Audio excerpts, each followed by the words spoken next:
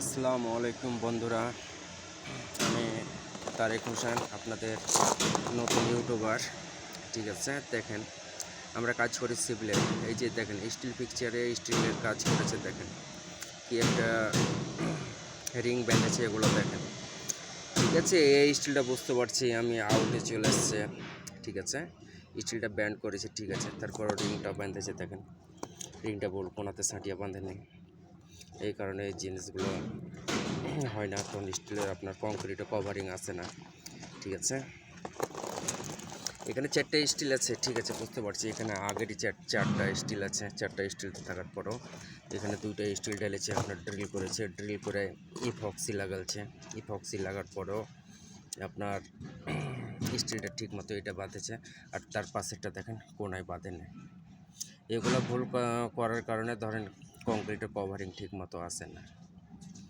ঠিক আছে, আর যেটা যে স্টিল ড্রিল করে এই ফক্সি দিয়ে পরিষ্কার করে ঢেলেছে, এই স্টিলটা কিন্তু আপনার অনেক শক্তি হয়। ঠিক আছে, শুধু ড্রিল করে স্টিল ঢুকতে দিলে হয় না, আর সাথে ইপক্সি লাগাতে হয়। ইপক্সি লাগালে আপনার অনেক শক্ত হয়। দেখেন এটা কিন্তু একটা এল কলম, এটা একটা এল কলম বানালছে।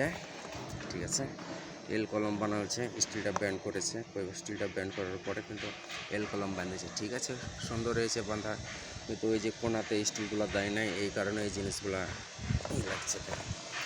ব্লক লাগা আছে, শাটার করা আছে, একটু গ্যাপ ছেড়েছে স্টিল বিম আসার জন্য, এখান থেকে বিম আসবে। ছোট্ট একটা বক্সে দেখেন 4টা কলম আছে। ঠিক আছে, 4টা কলম। তারপরে এখানে অল্প অল্প একটু ব্যান্ড করেছে,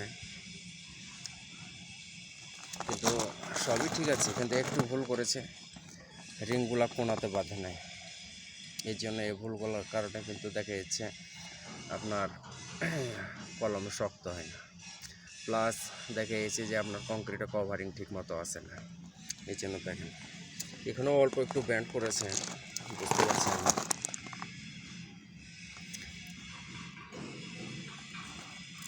আমি আপনাদের নতুন ইউটিউব চ্যানেলে সিভিল কাজের জন্য আপনাদেরকে নতুন নতুন ভিডিও দিচ্ছি। যদি ভিডিওগুলো ভালো লাগে আপনারা সব চ্যানেলটা সাবস্ক্রাইব করবেন।